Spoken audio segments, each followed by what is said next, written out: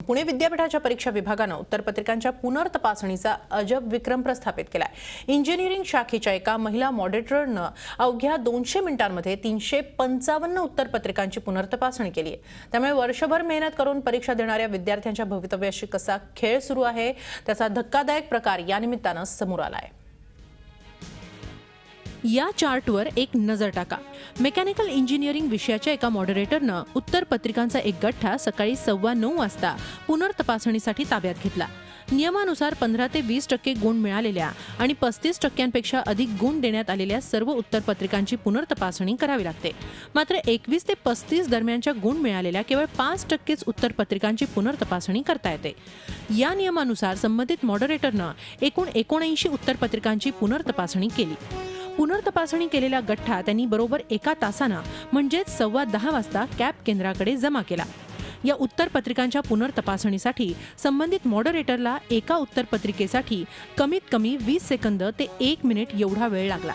याचाच अर्थ विद्यार्थ्यांना वर्षभर केलेल्या मेहनतीचं मूल्यमापन अवघ्या 20 सेकंदात होत असल्याची धक्कादायक माहिती या निमित्ताने समोर आली आहे। अशा पद्धतीने जर त्यातल्या एकाही गुणवान विद्यार्थ्याचा 30 ते 35 सेकंदात पेपर चेक झाले असतील तर त्याच्या आत्महत्येची नाही त्याच्या हत्येची जबाबदारी पुणे विद्यापीठ घेईल का, कुलगुरू घेतील का, किंवा पुणे विद्यापीठाला दरवर्षी एकाहून एक ग्रेड देणाऱ्या नॅक व यूजीसी देतील का, असा सवाल नाही, असा जाब विचारायची वेळ आज पुणे विद्यापीठावर आलेली आहे।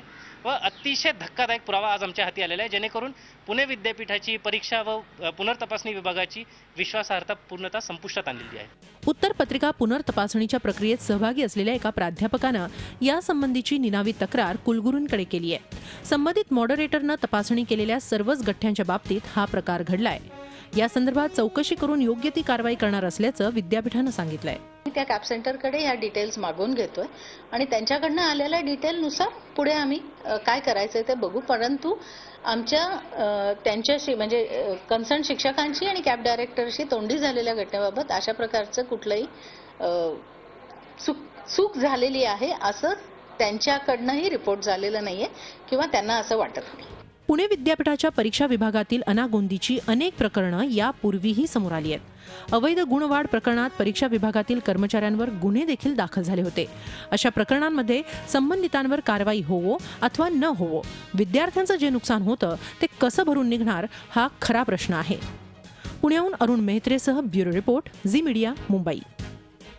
याच संदर्भात आपण अधिक माहिती घेऊया आमचे पुण्याचे प्रतिनिधी अरुण मेहत्रे यांच्याकडून। अरुण, कारवाईचं आश्वासन तर विद्यापीठाकडून मिळालेलं आहे, मात्र नेमकी पुढे काय हालचाल झाली आहे का यामध्ये, आणि मुळात एका मॉडरेटरचा हा सगळा प्रकार उघडकीस झालेला आहे, या आधी कधी असे प्रकार घडले होते का, काय नेमकं सांगाल? खरं तर हेमाली, कॉन्फिडेन्शियल या नावाखाली असे जे प्रकार आहेत ते कधी समोर येत नाहीयेत, कारण ज्या मॉडरेटर शीट असतात त्या सर्वसामान्य विद्यार्थ्यांपर्यंत पोहोचतच नाहीयेत, किंबहुना RTI खाली देखील त्या मिळत नाहीयेत। मात्र एका विद्यार्थी कार्यकर्त्याला ही मॉडरेटर शीट मिळाली आणि ज्यातनं म्हणजे खरं तर ही मॉडरेटर शीट देखील एका सहकारी प्राध्यापकानं म्हणजे कॅप प्रक्रियेमध्ये सहभागी असलेल्या या मॉडरेटिंग प्रक्रियेमध्ये सहभागी असलेल्या एका प्राध्यापकाला या संदर्भातली शंका आली आणि म्हणून त्यांनी या संदर्भातली माहिती गोळा केली आणि त्याची तक्रार कुलगुरूंकडे हे निनावी स्वरूपात केली। अर्थात यातून हा सगळा प्रकार पुढे आला आणि जसं आपण आता म्हटलात की ही पहिलीच वेळ आहे की याआधी देखील असे प्रकार घडले असण्याची शक्यता आहे। खरं सांगायचं तर पुणे विद्यापीठाचा परीक्षा विभाग हा किंवा त्यातली अनागोंदी ही वेळोवेळी समोर आलेली आहे। मग अवैध गुणवाढ प्रकरण असू देत किंवा बनावट हॉल तिकीट देण्याचं प्रकरण असू दे, हे देखील प्रकार त्या ठिकाणी घडलेत।